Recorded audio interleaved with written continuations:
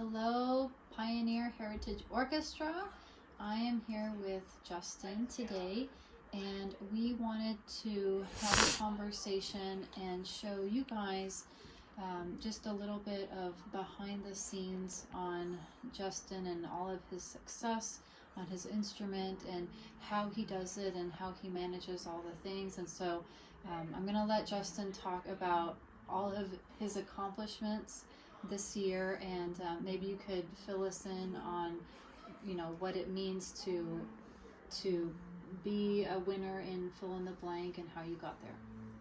So first of all, over the summer break, as a upcoming 8th grader, I got to participate in a summer camp called Heifetz Summer Music Institute, and so I got to spend 3 weeks there. It was a boarding camp, so I spent my whole 3 weeks on campus practicing in my dorm, and I got to meet 3 different professors each week. And wow, I think that was like the best part. So on the first week I could hear like one of the professors' interpretation of like this part, and then in the next week I could hear like some other interpretations, and I could add on my own kick and pick my own, like whatever I felt like it. And so I felt like getting to hear these different musical opinions was like a great experience for me as a musician, and especially in concertos. Like I played a concerto that was 13 minutes long, so it's repetitive and it's very long, so it's hard to keep your audiences waiting for something new every single moment. So I think hearing these new multiple perspectives was a fascinating experience for me as a concerto player. So you had to audition for it, right? Yes. You auditioned and then you got in. Okay, and then they said yes, you're in, and then you did the camp, right? Yeah. Okay, so it's not just like anybody can sign up. You have to audition. Okay, what else? And then in the early year, this year I got to participate in a competition called MTNA, short for Music Teachers National Association. So they are essentially a national level competition, but they start off in a state level. So yeah, I performed in Dallas in a university somewhere, and I got 3rd place, honorable mention. And yeah, I feel like that was definitely a challenging experience. Like I had never participated in a state level competition before. I had participated in local competitions, but so I had to constantly look out for some places that I might miss and like add new details, like could I have missed this, and like I had to practice a lot of those like fine details to be able to participate in those high level competitions. So how do you prepare for that audition? I mean, do you record yourself? Is it your teacher telling you, like what's the mental preparation for that? So Heifetz and some competitions and most auditions are online because for example, Heifetz is an international institute, so they can't have like people coming from corners of the world like just to audition once. So they usually require recordings for auditions. But in MTNA's case, since it's not like international, it's just like the state level competition, they picked Dallas this time for everyone in Texas to come to play in Dallas. So yeah, I got pretty lucky there because last year they picked Houston, so I would have had to drive 3 hours to get there. So everybody's driving up to Dallas for this. Yeah. Okay, it's a live audition. Yeah, it's a live audition. Okay. So I feel like another great thing about MTNA was that you can watch while your other like competitors perform. So they perform in a separate room, and there's a glass door that you can like kind of hear in and watch. And so it's just you in the room? Oh, it's me. There's like it's a lecture hall, the place where you audition for. Okay. So where the professor would be, like you sit down there, and then the judges are in the like the usual like class seating area, and so they're like above you, and you have to perform like down here. So, wow. Yeah, I had to try a lot to not be conscious of them because like if I look forward, they're like around their knee height is like where my eyes are. Wow. So I had to like constantly look somewhere else as if I was like I would Yeah. really like to talk about like your mental focus as you sit down and you're about to play. Can you talk a little bit about that? So I have a usual routine right before. I think it's separate from recordings versus live auditions because they Okay. are so different. Mm-hmm. But for live, I usually, on my way to the competition, I usually bring my headphones and just like listen in to the piece I will be playing, and then I don't even talk with my parents. I just like stay like locked in this one area. On the drive. Yeah. there. And when I arrive, of course, like I have to take it off and like sign in and stuff like that. So I do that, and then I listen to it one more time, just like as a emotional refresher, Mhm. because even though it might not seem like it, if you listen to the music for a long time, especially like other professionals do it, you kind of unconsciously express a lot more than Yeah. you would if you didn't listen to the recording. So It's just like becomes a part of your subconscious. Yeah. Okay, yeah. And so yeah, I feel like recordings are a great way to learn musicality as well, because you're listening to professionals perform the same piece that you are going to be playing. And so you can, just like I did in Heifetz, I can listen to one professional and see, oh, that part sounds good, and just pick that part out, and then listen to another professional and pick other parts out. And so yeah, I feel like recordings are essential. And also, before live auditions, I am not the type to be too nervous, but I still do get nervous. So to solve that, I usually bring water. Water is really good. I'm not sure exactly why, but drinking water and like swallowing it down and like feeling the water go down your esophagus kind of Yeah. feels refreshing and relaxing.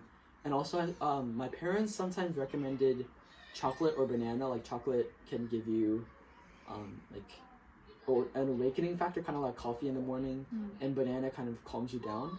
But I don't think I would recommend those, because I've tried both, but they don't feel they don't give you that same organic energy that just like controlling yourself kind of gives you. So I would just say, just listen to your recording and calm yourself down. Only focus on the music. Don't focus on like whether you would do better or not, like listening on into other competitors, especially before you. After you, like, you've already performed, so it's fine, you can listen in on them. But before you perform, I would say keep any other stimuli besides music like as low as possible. So, can we talk about region auditions? Because 2 years in a row, you got the principal cello seat. When you go in and you see all and hear all of these other cellists in the same room, does that influence how you play, or are you trying your best to block that out? And also, I'm sorry to interrupt you, yeah. but also the monitor, like, does the monitor affect their tone of voice or the room you're in, or can you talk a little bit about your focus during that kind of? Yeah, absolutely. I feel like the monitor's voice does kind of get me nervous a Yeah. lot. It's like A1, and then you kind of like get nervous. Yeah. But like the monitor talking is usually in the beginning or in between, like for a very short amount of time. So I feel like I have enough time to calm myself down after that. And also, I think trying to block all the other people playing out is not a bad idea, but I feel like what's better is listening to other people and like kind of give them a critic in your own mind. So for example, if you say like, if you hear them with the little shivery tone quality, you would say, oh, I would recommend like playing more steady tone quality there. I feel like trying to be more logical and maintaining calm is really helpful in auditions, especially where there's like a lot of people around Yeah. you. Yeah. So you're just ultimately trying to remain calm Yeah. and just do what you've rehearsed, right? Okay. What about your tempos? Do you fluctuate your tempos based on the other people in the room, or do you also try to really maintain what you've rehearsed? I think other people around you do influence your tempo. It's easy to be like that, but you Yeah. shouldn't. So what I usually do is I'm pretty sure other people, I'm pretty sure you can bring your metronome into the room, right? So I just look at the beat, and then just like do this with your feet, so you don't lose your tempo, but like you don't clap, so it's not like audible, but you just keep it. Internalize your tempo, and when you hear someone go way too fast, like I told you to like kind of critic them, but like if they're going way too fast, I recommend like not criticizing them, like not giving them a feedback in your mental self, because I feel like if you focus on them too much, your natural tempo gets faster as well. So if you see like people going way too fast, I'd say just block them out and then just like listen in on the next person. So you got principal cello last year and this year, so because you got the highest year possible last year, how did you prepare for this year's audition? Did you do anything different because you were trying to maintain, or like were you nervous that you wouldn't get the principal again? Like what were your thoughts in that preparation? Yeah, I think that was a big kind of pressure factor, because you can't get better if you're already first chair. Like you can only get worse from there. So I feel like that was a really high expectation. So I don't think I changed my practicing routines too much. There's usually some pieces that you instinctively know that will like kind of be on the audition, like based on like so if you see an excerpt, you can kind of get a feel of what they're trying to look for in the excerpt. Like for example, like slow pieces, they might look for vibrato, tone quality, and faster pieces they might look for your clarity, articulation, things like that. So if you look at each excerpt and identify what they're looking for, you can focus in on those aspects mainly, because they're not going to listen to other aspects as much. They're just going to they pick the excerpts for a reason. So I feel like trying to identify that reason and satisfying it is like the most important goal. So yeah, I think I only focus on those. So can we talk a little bit about your practice? Like what is the practice routine for you? Like you have to go to school, right? And you've got other things going on. Like how do you fit that in to accomplish all of these auditions and all of this stuff? Like what do you do? So I feel like for me, I waste a lot of time after coming right back from school. I feel like I kind of get a little bit lazy. So usually I start like getting back to whatever I was doing around 4:15.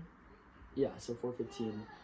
That's a plenty of break time, so you can kind of get yourself back up. And so I don't have too much other activities, although I do have some that I'm not sure I'm comfortable saying out loud, but yeah, so usually if it's not instruments or sports, you can do it like at night, because I sleep a little late, so you can focus on music while the sun is like up and while other people aren't sleeping, so you don't get complaints. So yeah, I think I start 4:15 and usually practice until I either like 6, or when I eat dinner. I sometimes eat dinner earlier, so in those times I stop then, but I usually practice until I eat dinner, and then after eating dinner I come back to it around like 30 minutes to review what I did before eating dinner, and then I kind of move on to my other activities because I do have stuff to do.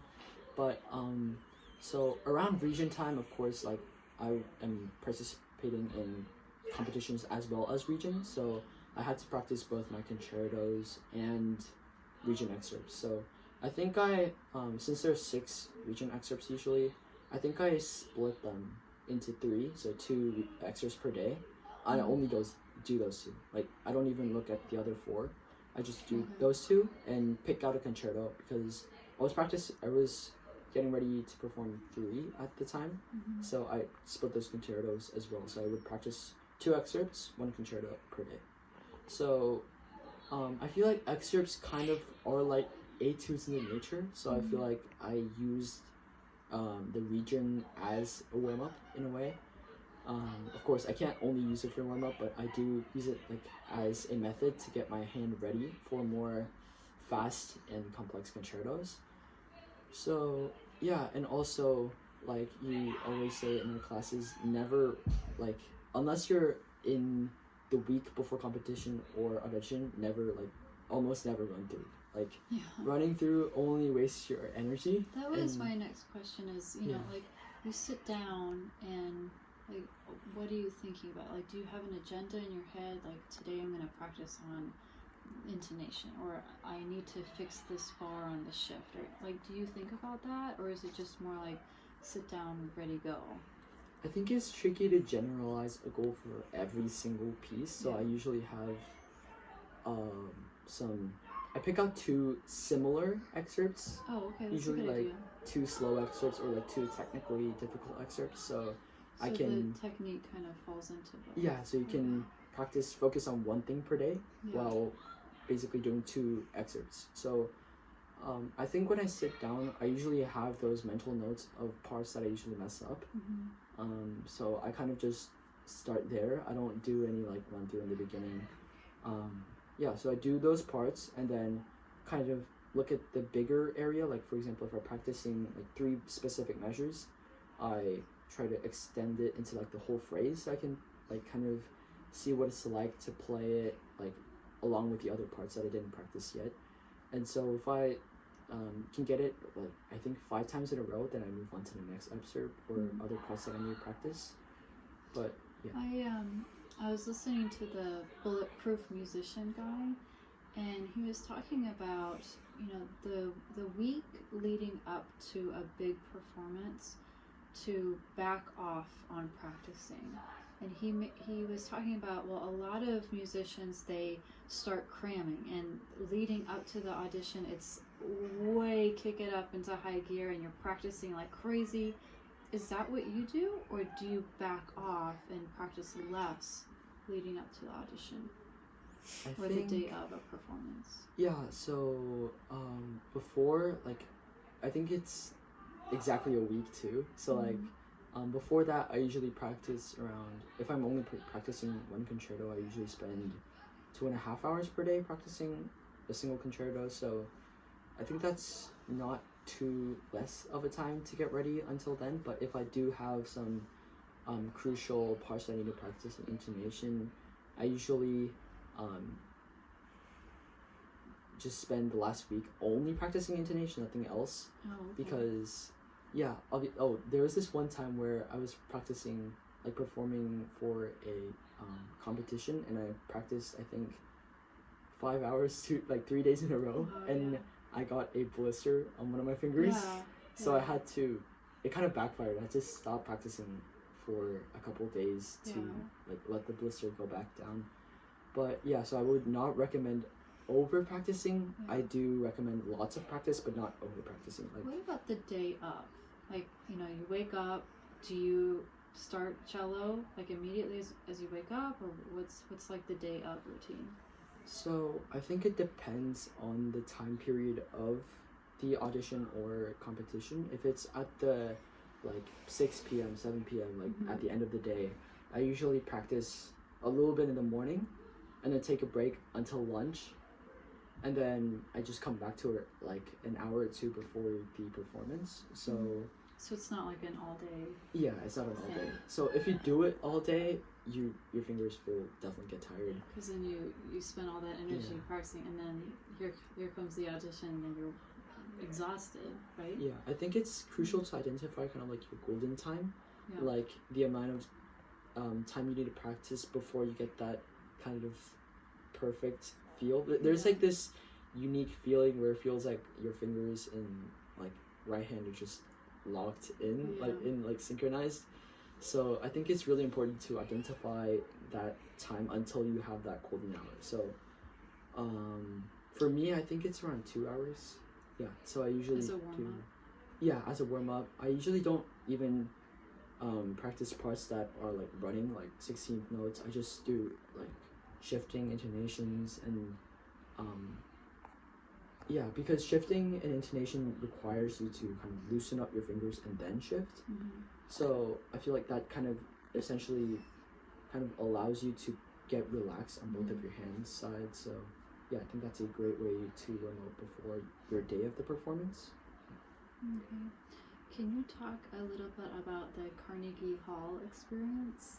Yeah, and I've obviously performed a lot in competitions and auditions, but Carnegie Hall is a different matter. Yeah. So yeah, I did not expect myself to be that nervous. It was definitely a panic. So because you can watch other people perform on a screen. They put the screen on and they just wait along the halls, and Wow. they only give you 5 minutes to warm up. Oh my gosh. Not even before you perform. It's like, so basically I think there was around 20 people that were performing that night. Wow. So we came in around 30 minutes before the performance like officially started. So number one would go first, and they would have to wait 20 minutes or so until they actually performed. So Wow. So you're it just was- standing there like not playing? yeah, so that was Wow. definitely something I was nervous of. I thought it was 5 minutes per warm up and then go to perform, but Yeah. it was 5 minutes warm up, wait like 20 minutes and then Wow. perform. So yeah, especially it was in the winter, so I just like kept my jacket on like tight like this so I could like Really? keep my hands warm. But yeah, so that was like my first panic, and second was like when I actually stepped on the stage, because the audience seat is like, since you get the spotlight, it seems really really dark. Like you can barely see anyone's faces. Wow. It's just like you're standing there like the abyss, and so Yeah. you have to sit down and kind of like mentally reassure yourself. Yeah. Yeah, I mean, I could have definitely done better in my Carnegie Hall performance, but I think I'm lucky that I didn't let panic take over and screw up the whole performance. Yeah. Wow. So, what's like your golden advice to maybe a beginner or somebody that wants to aspire to be as successful as you? Like, what tips do you have for that person? So first of all, a specific amount of time is required no matter what. Even if you have like a crazy efficient practicing routine, if you only practice for 15 minutes a day, you're not going to improve. So for me, there's this time where the first 30 minutes of your time for me is like a warm-up, and after that I start to improve. So for example, if you're practicing 1 hour and 30, you're actually improving for only an hour. If you're practicing for 2 hours, you're only improving for an hour and 30. So I think it's crucial to identify that. When I was younger, when I first started cello, I only used to practice like 30 minutes a day. So I don't think I improved that much during those times. And when I stepped it up to an hour per day, I like significantly improved, because like now that I think about it, because basically I spent those whole 30 minutes just warming up. I was just getting my hands ready, and I wasn't really improving those times. And then I stepped it up to an hour, and now I was actually improving for 30 minutes. So that was like a huge step up. But yeah, definite amount of time is crucial. You need to spend minimum 30 and any extra time to actually improve. And another thing is efficiency, because we all have a lot of things to do, right? So even if you have like an hour, like some people are gonna use it as if like with the efficiency of 45 minutes, some of them are gonna practice with the efficiency of 2 hours. So I feel like, first of all, don't, like the most important part, don't waste your energy on run-throughs. Second, it's good to, if you have a good private lesson teacher, they will point out crucial parts that you need to practice. So in my lessons, I asked my mom to record our lesson session for me, so I can like watch back, and because I can't remember exactly what my teacher said perfectly, so I just look back into the video and see what I should practice. I feel like that's really important. And if I had to say one more thing, I would say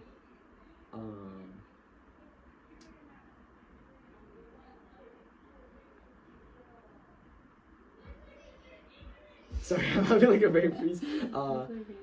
I'd say for me, I'm playing a 13-minute concerto, right? So this might be different for everyone, but your stamina is important. So I would recommend like trying to grow that stamina, because I used to play like pieces that were 3 minutes, 6 minutes long, and now it's 13 minutes. So it might seem like you need double the stamina, but you need more, like probably triple actually, because like the amount of stamina you kind of spend after a certain amount of time, it like exponentially increases. Yeah. So I feel like trying to grow your I feel like I'm being Mental repetitive. focus, Mental yeah. focus.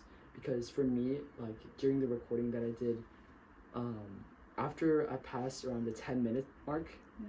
like constantly every single recording, I could see myself losing mental focus. Yeah. So Yeah. I think it's I'm still trying to learn how to improve my mental focus, like the amount of time I can last. But yeah, I think that's also really important. So do you practice like in front of your parents, or like do you practice doing the audition, or do you just show up and do it? I don't think I do my audition practices in front of my parents. I just do it in my room. But Okay. So you mentally go through yeah, like, what it's so gonna be like. I think what I try to do is, like, instead of making my usual practice like an audition, I try to turn my audition like my usual practice, kind of like the other way around. Wow. That's So really smart. Yeah. so I try to, since like especially in region you're facing the other way that the usual people are facing, it's kind of easy to leave them out of the situation. And as for like the big black screen there, I sometimes like just close my eyes like whenever I'm performing in an audition, because sometimes when I'm practicing my excerpts and concertos, it's helpful to close your eyes to fully immerse yourself in the music that you're playing. Yeah. And since I am kind of used to closing my eyes a lot, I think closing my eyes in the actual audition helps, because it helps you lock in on the music only. The same guy, the Bulletproof Musician guy, he was talking about how, you know, why do musicians close their eyes? Like, is it because they're just so passionate about what they're playing? And he started interviewing all these people, and it turns out they're trying to focus. Yeah. And that is why they're closing their eyes, is because they're coming up to a hard part, and they're trying to block everything out and only focus on that. So it's really interesting that you say that. Thank you so much for talking to us. I can't wait for the orchestra to hear it. And special shout out to Ian for being our cameraman. Thanks, Justin. Thank you.